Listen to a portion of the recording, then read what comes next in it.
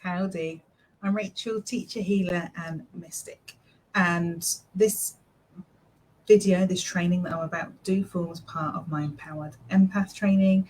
Other videos are on my Facebook or very neatly in a channel on my YouTube channel, which I will pop a link into the actual list. And if you subscribe to my YouTube channel, what you're going to get is notified when the next video pops up. This is probably the last major one that I need to do. So anything else that comes up will probably be based more around, I've seen that this needs to be talked about and I'm going to talk about it. So the whole point of the Empowered Empath Training is that anyone who classes themselves as having a strong empathic ability, which isn't, it's an ability, it's forms a part of your personality, it shouldn't be an overriding part, that this is used to help you empower yourself. Because if you find any part of your life disabling, which is linked into being an empath, and definitions of empath are on the first few videos, but looking at, I'm an empath, which means I can feel other people's emotions very easily. I'm sensitive to other people's emotions, and when I heal or connect into spirit, it tends to be an emotional, personal connection first before anything else. Okay, I may well do another video about using being an empath and psychic work. Actually, that might be something else I need to do, which has just popped into my head there. So thank you, Spirit, for that. What I want to talk about today is some real practical stuff.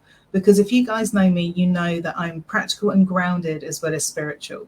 When we give ourselves over to simply being empaths and feel overpowered by it, or are not looking to strengthen ourselves and stand in the power of that ability, we're not grounding that energy out. We're just sat in it and just allowing it to be all up here, because that's where empath energy is. It's heart upwards, right? And we're just allowing it to kind of just go nuts up here without actually doing any of the healing work in the lower chakras. When we do that healing work in the lower chakras, it allows that energy to drop down, ground it out, and we can have real world change, not just for us, but for everyone else. Okay, so what I want to the first thing I want to talk about is actually trauma is the first thing I want to talk about. And then I'm going to talk about hypersensitivity, and I'm going to talk about that with relation to autistic spectrum information. So the idea of today is for me to give you information for you to look at your own life and tick as much of this as you need to, or you think's right, and then you can process and deal with that information as you need to. So with any empath, if you're not empowered in your empathy, there's some healing that you need to do somewhere. When it becomes disabling, when it becomes overpowering, it's one of two things. Either you're not an actual true empath, which that isn't an insult. You're not a true empath. Empathy isn't your first strongest clair, and it is a clair. It sits alongside, being able to visualize. It sits alongside being able to hear as a psychic ability. Okay, so it's an ability, it's a way of being, and it just may so happen to be your strongest one. The more you use it, you'll find that your other clairs will improve and they'll all balance out. So if you're not using your empathic ability, it's not going to balance out with the other clairs anyway. So if it feels like your empathy is overwhelming and you're sat in that all the time, what you're probably actually dealing with is trauma. Okay, what you're actually dealing with is trauma and hyperarousal due to trauma. You're going to find a lot of information on there from psychologists, and a lot of them deal with very straightforward ways of being in hyperarousal. What hyperarousal is I'm super aware of everything that's going on around me, and my body's in fight or flight, so it's responding to all of that stuff. So if you find other people's energy encroaching, why is your energy reacting to them? Why does it feel like their energy is impacting on you? You're not going to get tips like that off a psychologist, because they're not going to think about the basic abilities that we've got as human beings to use our energy and to be aware of our energy and to be aware of what's going on around us using our energy. Okay. So there's going to be people whose gut instinct is really strong naturally, and we know it's psychologically proven that children react to their parents' emotional reactions because before language, we've got emotion, right? So this is something we're tuned into. Emotion is a very, very natural way to read people and a very natural part of our process of evolution. It would make sense if a stranger walked into your village, or a dog or a wolf walked into your village or into your settlement. Is that about to attack us? Has it come for another reason? Like, is this dog alone? Is it looking for friendship? You know, is this person come to fight or to steal, or are they in genuine need? Is being able to read that. And you can see animals do it all the time. They face each other off, they read each other's energy, and then they decide, actually, he's not joking. He would take me down in a big fight. I'm going to go off somewhere else. Or, you know, that's what you would use that for. It's a very, very normal reaction. So you'll find a lot of information out there on hyperarousal around things like, and I'm going to go just through some of the things, jittery feelings. And jittery feelings are, I'm on edge. Somebody's coming into my energy. Why is that irritating me? Why is that person's voice irritating me? That person's too close to me. I don't feel safe.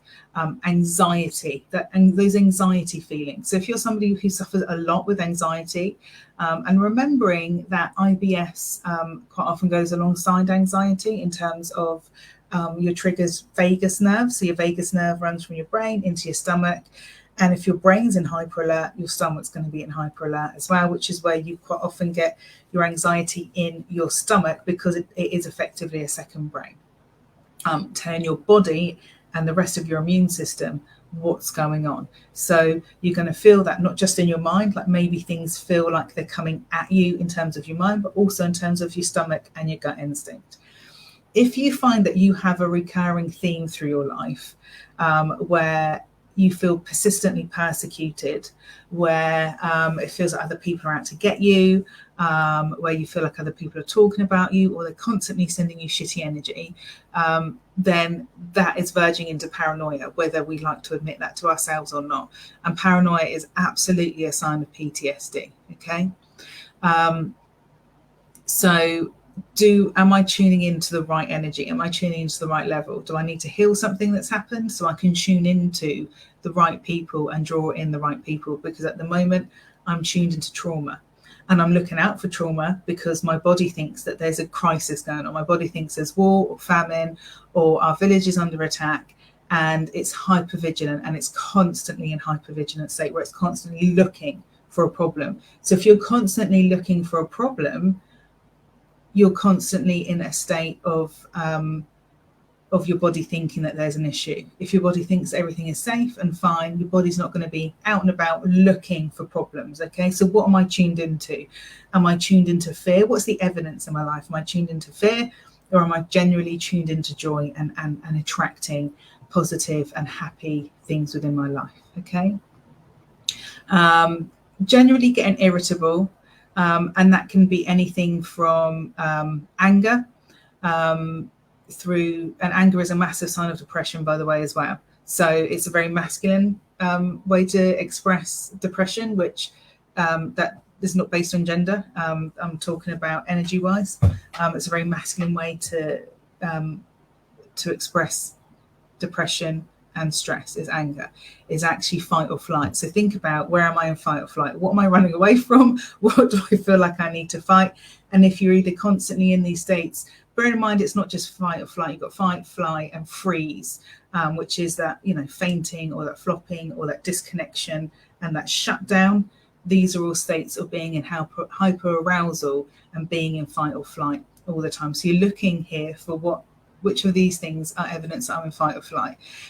Being startled by loud noises is another sign. And like I said, that could be, you could get quite jumpy, you could scream, you could just get very irritable because that loud noise has annoyed you. So also noticing those irritable reactions where something's just peeing me off and I don't know why I'm in a bad mood with it. And actually, when I think about it logically, there's no reason for me to be in a bad mood about that. How is that upsetting me? Difficulty sleeping. That's a sign of PTSD and being in hyperarousal, right? So if you have any difficulty sleeping, it's also a state that your body's in fight or flight. You might find that you fall asleep and then you wake up. You may feel that you never get into deep sleep. And that's because your body doesn't want you to go into deep sleep because there's a problem, right? There's a problem and your body needs to be aware or awake, or the slightest thing startles you or disturbs you. I think for a lot of people when we have babies, and this particularly applies to women, but don't get me wrong, it absolutely applies to men too, but generally we'll probably find this applies to women, is that you've had your child, you're in a state of hyperarousal because you've got a small baby. You never end up feeling safe. You never end up feeling safe because we don't live in a community where you would probably be looked after for a few months by other members of the community and left to rest and just be sat with your baby, or they guard you and look after you. You're not given that time. You're expected to go out looking perfect, or get back to work, or whatever, or look after your other kids, whatever it is that you're just supposed to get on with it, and it's completely unnatural. So you've gone through a big trauma of childbirth, you never end up feeling safe, you've got a baby who's waking at all hours, disturbing your sleep, and if you can end up being in this state of PTSD effectively after you've had your baby. All birth is trauma. Some people will tell you, oh, if you do birth in a certain way, it won't be traumatic. I'm sorry. All birth is trauma. All birth needs to be healed. Every single birth that you have had, your own, as well as other given birth to your own children, those births need to be healed. Those births need to go through some sort of healing process. It might be that you talk about everything that happened and you analyze it and you pull it apart and you talk about how you feel and you get it out of it that way, or you might go through different type of healing, and there's lots and lots of different types of healing that you can go through. I specialize in hypnotherapy and Reiki, but there's loads of other things like EMDR, loads and loads of other bits and pieces that you could go through if you felt like it. Okay, so there'll be a lot of women in particular who've been waking up with a baby at night, and you never get out of that habit of being ticked awake, like the slightest noise will wake you up. And that might be because you've got a partner who sleeps very heavily, or you were on your own when you had your child. And unless you know that you've got a partner who's going to get up and also look out for that baby, you're constantly in a state of hypervigilance around your children. And if you notice that you're a mum who tends to worry, or a parent who tends to worry more than other people about their kids and what's going on with them, you're likely to be suffering from some sort of post-birth PTSD, which is why there is so much postnatal depression. That's my personal opinion, and that's my observation as a woman and my observation as a therapist, speaking to other women, lots and lots of other women. Okay, so those are all signs of hypervigilance which can be linked into PTSD. Okay, now when I want to talk to you now about trauma and the definition of trauma. Okay, so trauma might look to somebody else like you need to have a car accident, you need to go to war, you need something else drastic, an incident. Okay, it might not look like that for you, and everyone's different, and I'm going to talk about hypersensitivity in relation to the autistic spectrum in a minute, but this absolutely has a bearing on it. Hey Jane, the sleep yeah, right, it's, you can tell, and particularly Jane, because I hope Jane doesn't mind me sharing, like Jane's currently finishing working shifts. So if you work shifts, your body wonders why you're up at night. Why are you up at night? There must be a problem. If you can't rest and sleep, there must be a problem. Oh, okay. So that you need to be awake at night. It's not safe. It isn't safe. You can't actually sleep during the day either, because it's not natural to sleep during the day. Plus your body's triggered into, oh my God, there's a problem going on. I can't sleep at night. I can't do my natural rhythm. And then you're constantly in this loop where your body's in this hypervigilant state. Okay. So trauma is going to look different for everyone, and it might be a long-term issue which has pushed you into the state of hypervigilance, which has pushed you into the state of hyperarousal. It might be that it's an incident which has happened. It might be that there's some stuff which went on in your childhood that was traumatic for you, And like I said, that trauma is going to look different for every single person. And that's something that you need to deal with and you need to work through as an adult. I bet you can't wait for those shifts to end, Jane. 5, countdown. Oh my God, 5. Countdown, baby. Somebody like in Jane's situation where she's been working night shifts, that's going to have caused a trauma. That's going to have, could be the cause of an issue, right? On top of maybe some other bits and pieces that have been going on. So thinking about what have you experienced in your life that you have found difficult and has pushed you beyond normal boundaries of copable stress. So one instant of stress isn't going to do anything, but if you've got years of pushing yourself and you get yourself to a place of burnout, like your system's going to be in a state of hyperarousal in some way as a result of that burnout. Okay. So trauma is going to look different for everybody. What I want to talk about now is the autistic spectrum and hypersensitivity on the autistic spectrum. Specifically, if you're going to Google this stuff, be careful about who you read into.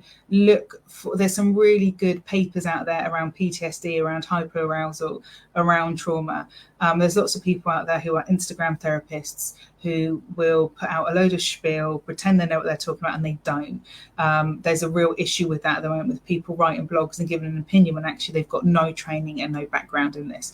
My personal opinion in this comes as somebody who's got a strong interest in psychology, who is a hypnotherapist, and therefore it's part of my job to study that stuff, right? I have studied that stuff, and I've got children who are autistic, and I'm on the autistic spectrum myself. So this is stuff that I've learned through my own journey with my children, which has also helped me myself when I'm talking about autism. So that's my knowledge base. Okay. So if you are hypersensitive, and that hypersensitivity may come from being on the autistic spectrum. Okay. So Google hypersensitivity and autism. Those are two things. Hyper.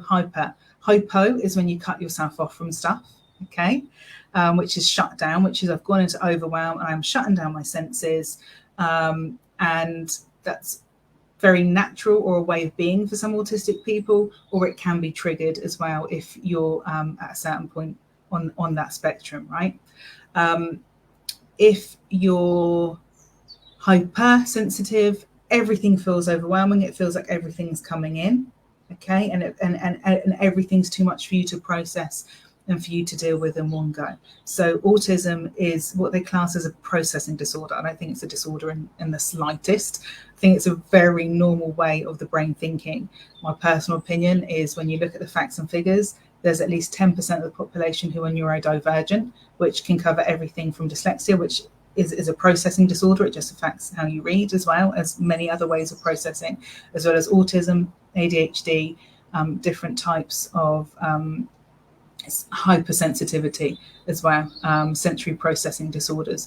Some people can have a sensory processing disorder maybe and not necessarily be autistic, although those two things are very, very strongly linked. Okay.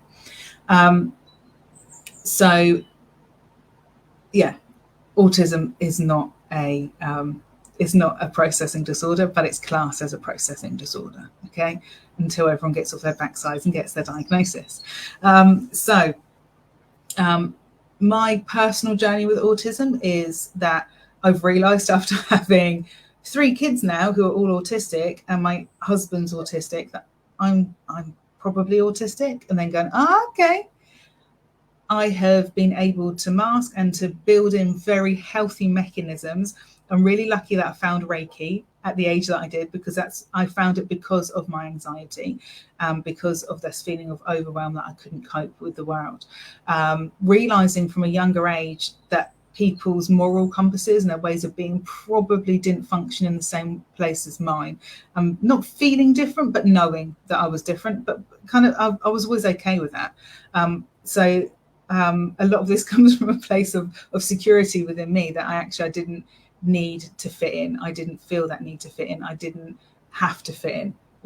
And that mindset has helped me massively. This not needing to fit in has helped me massively. And quite liking myself as a person has helped me massively as well. That's always been there. So I'm really, really lucky with that. Doesn't mean my confidence has been great, but as a person, I've always known that actually, do you know what, I'm all right. So that's where my autism has come in. Good coping mechanisms, which I've built in myself, ways of being, changed my life when I needed to. Yeah, like that's a big thing, like a complete change of life, from working in a very high pressure job that I absolutely had the intelligence to do, but morally did my head in. And in terms of working hours and balancing myself, I was spending a lot of the time sleeping at the weekend. That's how I would balance myself. And knowing that when you've got kids, that isn't a good way to be, right? So, this is why I do what I love for a living, because this stuff brings me joy. And this is how this job is how one of the ways that I bring balance to my life. So myself personally, I've built in some wonderful coping mechanisms quite naturally and quite normally. It's stuff that made sense for me. But I have probably got close to nervous breakdowns on at least 2 occasions. But because of me doing what I do and actually being really aware of myself, I've managed to sort myself out before I've got to that point. Okay. And as somebody who finds things overwhelming on quite a regular basis, I've got 3 quite overwhelming kids and a difficult working relationship with my husband because he's autistic, right? So our autism doesn't always work together. When I look at my son, he's got ADHD and autism, and sometimes his ADHD and his autism work fantastically together. I'm pretty sure that the main thing that I have difficulty coping with in life is ADHD, because I really struggle to focus, I really struggle with time, I really struggle with a lot of different things. So, and those are things that I work my way through, and I carry on working my way through, right? And I'll find more and more tools to make my life easier. And part of that is going to be not accepting the norm and not living a standard life. And I don't live that weird life. I've opted out of things like working a 9 to 5. I'm working for other people. As my 7-year-old's favorite song is at the moment, stick it to the man. That's generally my attitude, which is, I'm going to carry on living my life, but I'm going to opt out of what I need to opt out of, which is going to make my life easier. So those are the coping mechanisms that I have built in life. So you may find some reflection in that. You may, when I go through this list of hypersensitivity, go, oh shit, some of that's me. There's a lot of that is me. Okay. So hypersensitivity in autistic circles, when you're talking about it, when you're learning about it with your kids, one thing that doesn't get mentioned at all by professionals is emotions. And I can tell you now that one of my hypersensitive areas, and I can disconnect as an autistic person, but one of my hypersensitive areas is emotions. I can read the emotions in a room. I can walk into a house and feel the shitty energy in it. And that's your inner warning system. There's some bad stuff going on in here. Be careful. So I'm hypersensitive to emotions. I'm hypersensitive to other people's emotional reactions, which I've found quite disabling in terms of personal relationships, in terms of some people's outward anger, and in terms of other people's manipulation and emotional crying and things like that. So I've experienced both of that in my childhood: anger, extreme angry reactions, and extreme emotional reactions. And those have both impacted on me quite negatively. And I've had to go through my life unpicking that stuff and re-empowering my stuff. So that's where my personal trauma comes from, is from being somebody who is on the autistic spectrum and somebody who has had people who have exerted power in 2 very extreme ways. Not balanced, right? Balanced, but just like either end. Thanks, guys. So that's my own personal story. So you might have something like that in your childhood where somebody else would go, oh yeah, but that parenting and that influence, like how has that produced a trauma? If you're on the spectrum, you're probably going to find on the autistic spectrum or on the ADHD spectrum or on the neurodivergent spectrum somewhere, you're probably going to find that it has manifested itself somewhere. If you have got relations who are neurodivergent in any way, and like I said, that includes dyslexia, dyspraxia, autism, ADHD, Tourette's, sensory processing disorders, there's more stuff that is linked into being neurodivergent. Look for it within yourself. You're going to start going, that's why so-and-so didn't do well at school, and like my they wanted to go out and work. They had to do stuff. They wanted, oh my God, it's ADHD. Or you might go, oh, that side of the family are really, really bright and clever and crazy and eccentric. Oh, they're all on the autistic spectrum. Then you start clicking stuff into place, okay? So if you're somebody who's watching this because you class yourself as an empath, it might be that you're hypersensitive.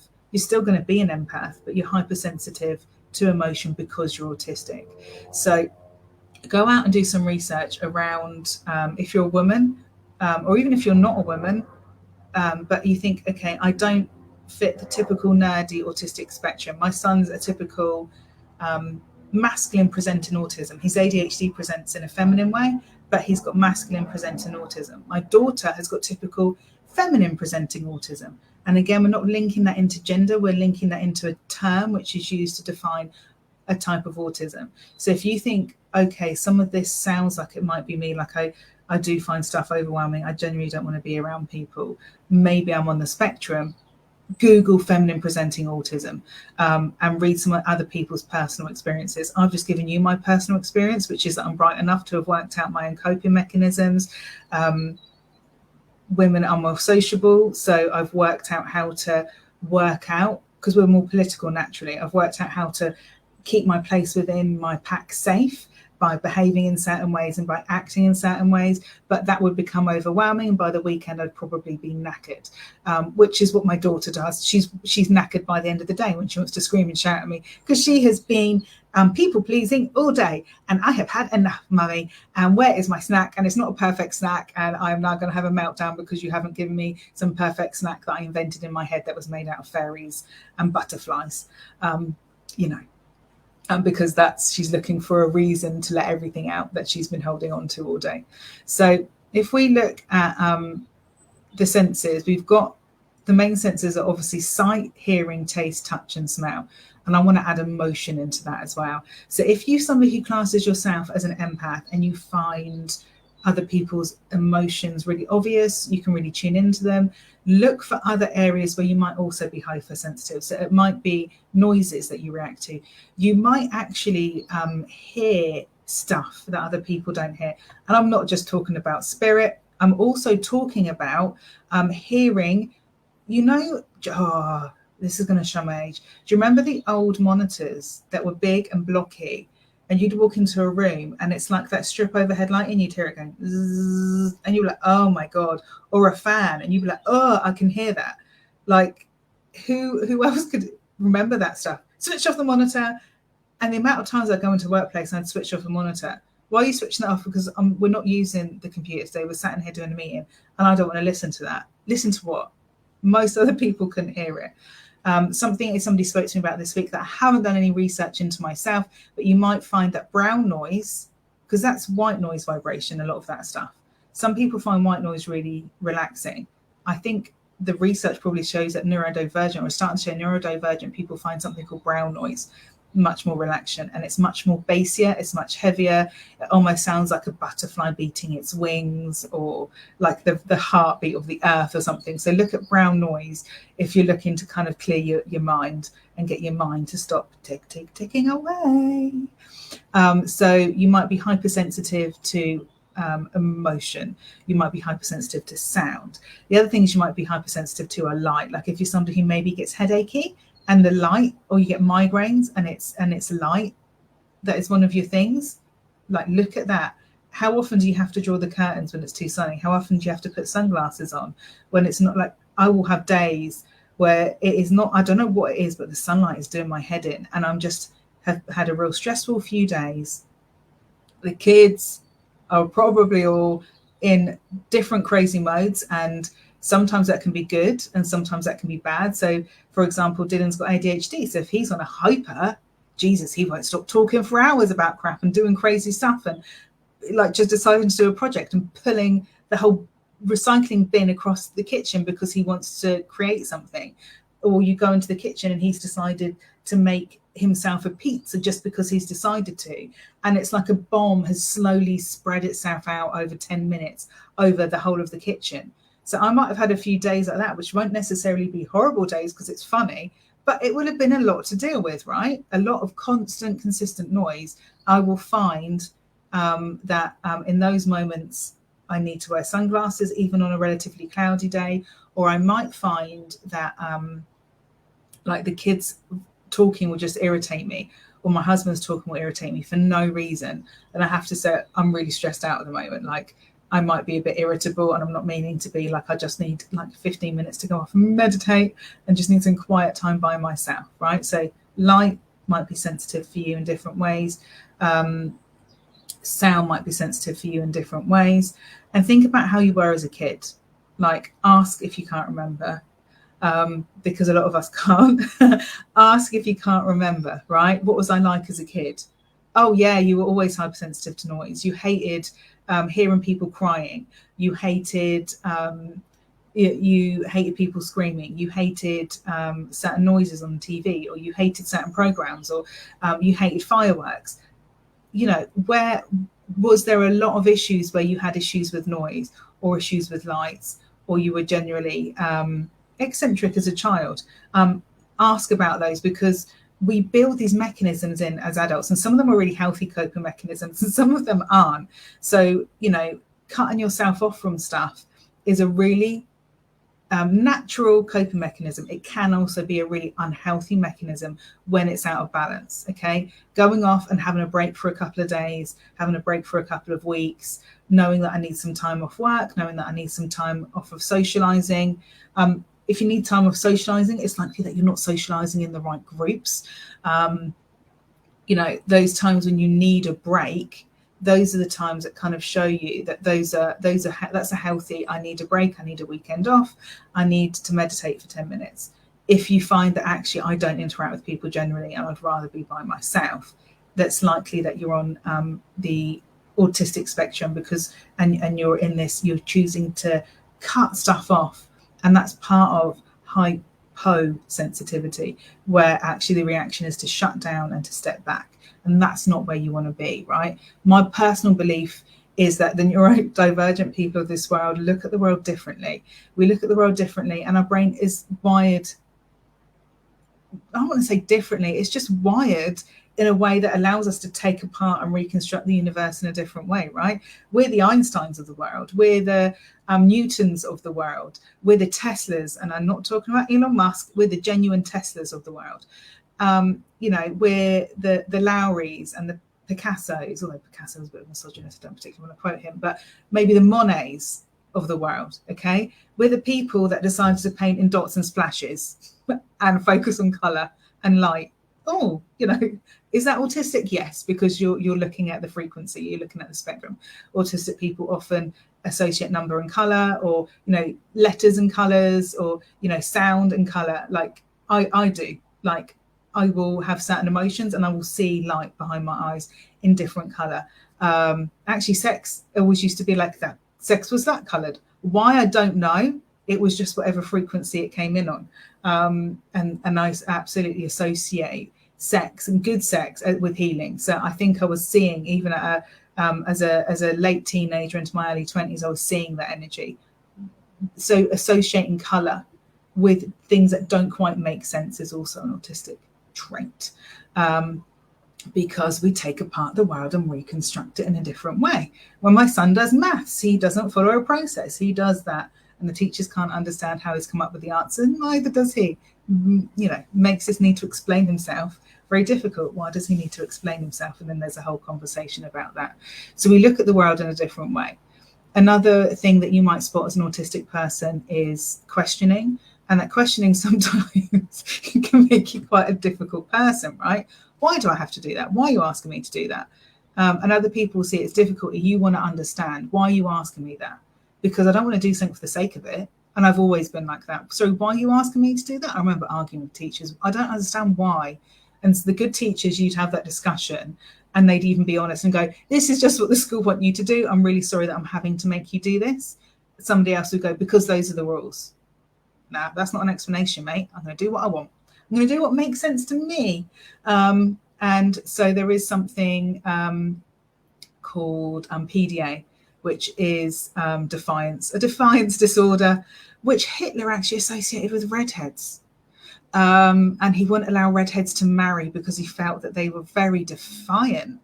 I don't know. I think is probably right.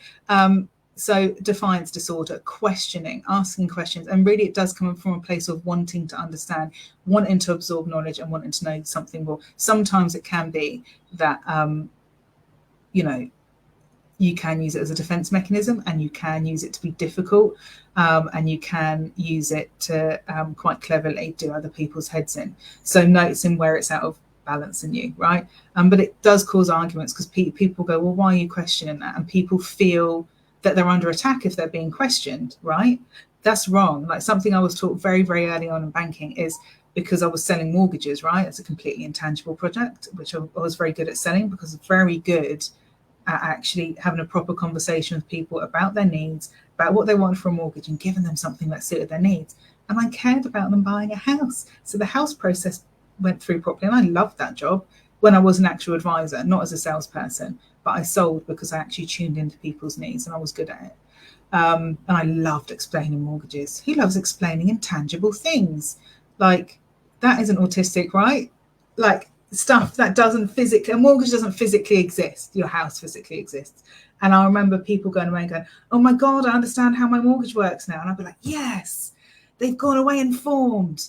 But something I learned really, so you can tell I've got ADHD, something that goes on really early in that journey for me was talking about questions. Questions are really good. They give you a chance to explain, to have a conversation and to get somebody else to understand. So if somebody questions, don't go, why are they questioning me? Like, that's a generational thing, right? Why am I being questioned? It's not a negative thing. It's an opportunity to have conversation and to ask more, okay? So as an autistic person, you might come across as being difficult because you ask a lot of questions, or because somebody will say, can you just do that? And you go, right, so how do you want me to do it? And do you want it to look like this or to look like that? Because you notice the detail. You're hypersensitive to detail, okay? I can spot that detail and I can spot that detail. And what about this, that, and the other? And they'll go, oh, I don't know, do what you want. Okay, it'll be amazing. But, other people see that as you being difficult or being over fussy, and actually it's not. I need this information in order to do the job correctly. Otherwise, I'm not going to be able to do it. And the amount of times that I used to rewrite text in my own words when I was at uni so that I could understand it and read it back in a different way so that my brain could pick it apart. And that's what I did. And those are tools and techniques that are taught to autistic people. Going through conversations in my head before I had them as well, so that I knew every scenario. So part of hyperarousal actually, and it's very common in autistic people, is catastrophizing, right? So catastrophizing is, oh my God, what's the worst case scenario? Dylan is amazing at this. Alice does it quite a bit as well. She's far more dramatic with it. But Dylan will just want to explore every single option, and you will maybe have 20 questions fired at you. Well, what if this happens and that happens? Okay, well, what if that happens and that happens? What if this happens and this? Well, he's just like going through, what are all of the options that could happen? And what is my response needs to be? What could be the outcome? So if you find you're somebody who either goes through a lot of scenarios, and actually it's okay because Dylan's the same vibration as me. I go through a lot of stuff. It doesn't stress me out. I actually feel less stressed and more prepared when I go into a situation. And it might be that there's a meeting with the school about my kid's autism, and I'll go through lots of different options. I'll prepare myself. I'll read through. I'll make notes. I'll do all of that stuff. So that when I go in, I'm prepared for an outcome. I'm prepared on what to say, and I learn those outcomes. I find it very difficult to actually think in the moment. So a lot of this work that I do is channeled. And the reason why I can talk about autism as haphazardly as I am is because of the amount of research I've had to do on it, probably in the last 7 years. Like, Dylan's nearly 10 now. And I think I probably accepted he was autistic when he was about 3. So this is 7 years worth of knowledge as a parent and as an individual, okay? So those are really healthy coping mechanisms. Catastrophizing is when you then start panic about that really extreme outcome. Okay, somebody goes, why are you worried about that? Dylan was saying, what if somebody stole a lunchbox? What if a teacher stole a lunchbox of somebody? I was like, why would a teacher steal a lunchbox of somebody? But what if they did?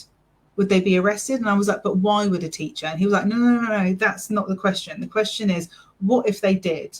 And I was like, right. So in the very extreme and very unusual situation that a teacher might steal a lunchbox that is worth £1 secondhand, or isn't even worth anything secondhand, would that teacher be arrested for stealing that lunchbox?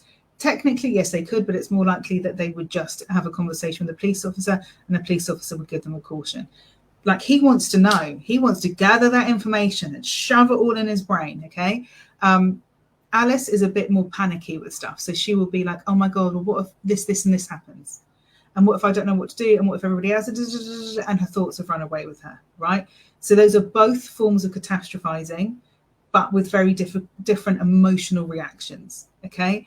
Dylan's is information gathering. Mine's information gathering. It makes me feel less stressed. And it's a technique that I've learned that works. Alice's is, oh my God, panic scenario. What if the worst happens? My other half, his is, oh my God, what if the worst happens? I'm like, you're at step 7 of a very extreme process, and you're currently at step 1. Can we just deal with this? Just deal with this. Keep your thought process inside the current scenario and the different positive and negative outcomes that might come from this current scenario, okay? So if you're somebody who catastrophizes in whatever weird way that you do, can be linked to anxiety. Yeah, right, Tracy. Tracy's just said, oh my God, yeah, right? Then like, just be aware of that. So what do you do if you think that you're actually, you've listened to a lot of what I've said and you think you've either got PTSD and or you've got PTSD and autism? Because those two things are going to happen, right? You're going to find life more overwhelming. The stuff that might happen to somebody else and they might be okay with it, you might not be, because you're hypersensitive, right? Because you've got that sensitivity.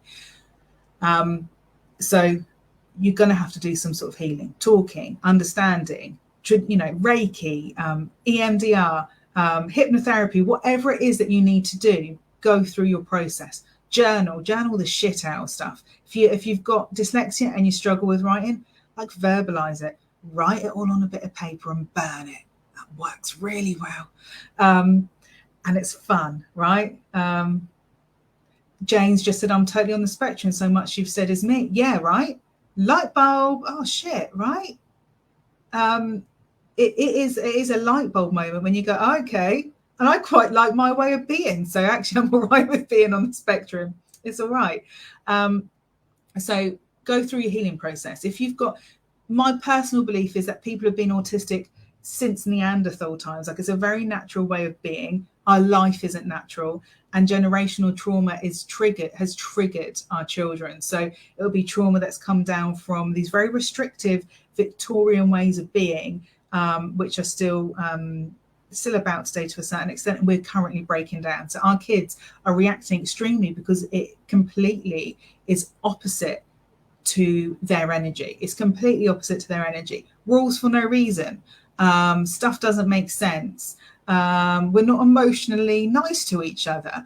I can pick up on emotional shit off everyone. Why is that? I've had some sort of trauma because I'm sensitive and I haven't been cared for or looked after in a certain way. So there's all of this stuff that has come down onto these kids through us, through our parents, all of that stuff from Victorian times. And our kids or us are suffering with it, right? So you've got to go through your healing process and think about, and coaching is a really amazing way of building in with somebody and going, right, what techniques, what tips, what do you have that you can give me that are ways of me being able to cope with this? What are practical tips that you've got? So somebody who's a coach who specializes in either PTSD, trauma informed, autism, ADHD, all of that stuff. So you're looking for somebody who kind of specializes in that. You may or you may not want to get a diagnosis. My thoughts are twofold. I don't like labels. However, my kids need a label. So I've changed my thought process around labels, which is actually, if it's going to empower you, fucking have that label, own it, cheerlead with it, write it on a baseball bat if you need to, and swing that baseball bat around every so often, but own that label, right? Absolutely own that label, okay? Jane said, it's so empowering to own it and know she is just being her most authentic self. Absolutely, right? Hanging out with people who are your tribe, right? Who are your group, who are your soulmates. Those people are your people. And that's something that I'm doing with Dylan at the moment, is I want him to have authentic friendships, not be friends with somebody just because they just so happen to hang around. and your parents thought that that relationship was a good idea, or your parents all hang out together, which was what a lot of my friendships were, just so happened to be people who were in my life. And I put up with their very toxic ways for a very long time, because I didn't really have any hobbies that were my interests. Okay. So making sure that we encourage our kids to find, even if it's only a select few, the select few who are good enough to hang out with them, right? Doing that for ourselves as well. The way a diagnosis may help you might be that you can own it in a different way, or you can accept it in a different way. The other thing is that it's going to help other people as well. If as an adult you've gone, actually, I don't particularly need a diagnosis, need for me, because actually my life's running swimmingly. It's not going to get me any extra help. It probably will get you extra help, by the way, but it's not going to get me any extra help. Actually, having a diagnosis, you can go into a doctor and go, these are my emotional difficulties, and I think that I've got ADHD or autism or something else where I'm on the neurodivergent spectrum, and this is going to make my mental health issues worse.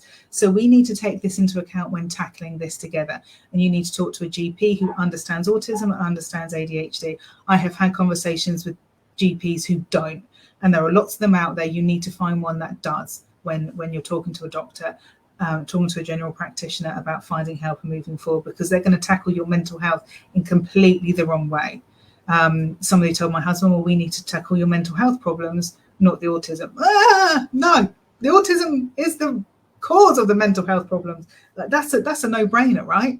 Let's deal with the autism. So actually getting a diagnosis is likely to help you. It's likely to help you settle it in yourself, but it's also likely to give you extra avenues where you can go, I've got a formal piece of paper, okay?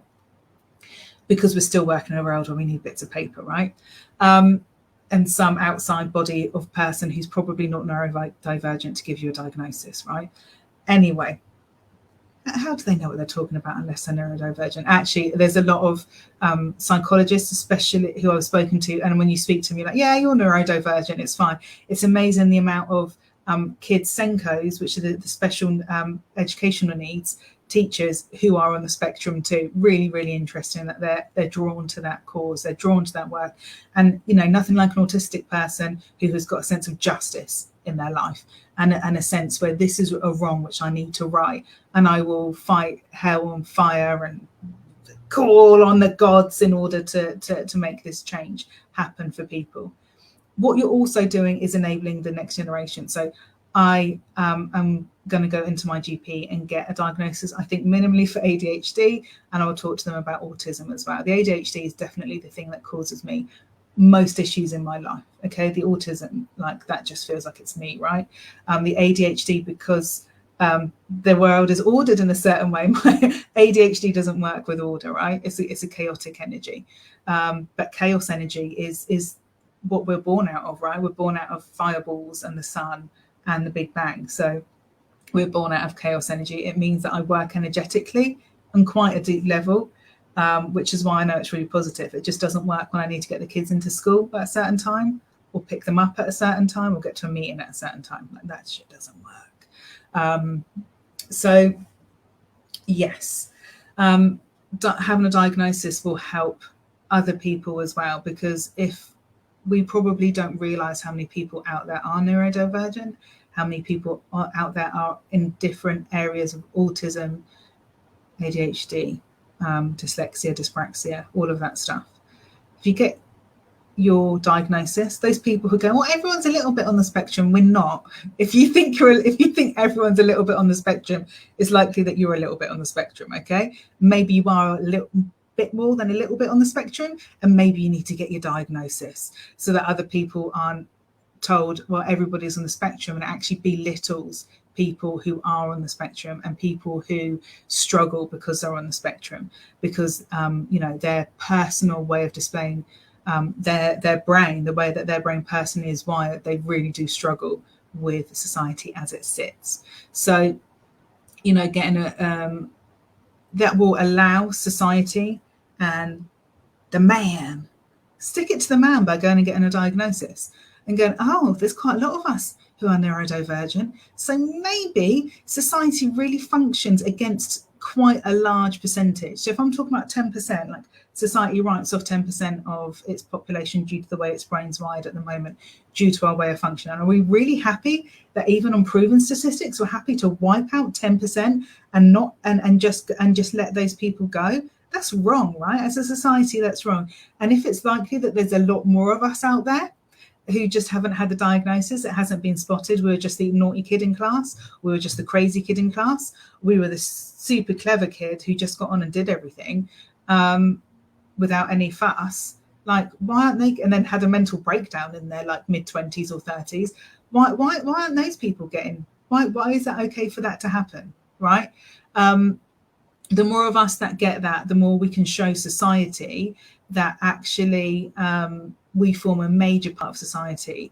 The sensitives, the empaths form a major part of society, and we need to be seen, and we need to help others get what they need by getting our diagnosis and by talking about our own coping mechanisms and talking about the way that our brain works. Quite often I'll go into forums and chat to people and I'll see, oh my God, that's Dylan's thought process behind that. Okay, that makes sense to me now. As an adult, they're able to pick it apart and understand it in a way as a child they would just be reacting, because obviously they didn't have the understanding of themselves, which is very, very natural, is not to have that understanding of self, right?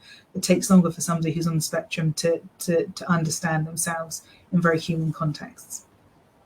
So the last thing that I just want to come to is empathy is an aspect of your personality.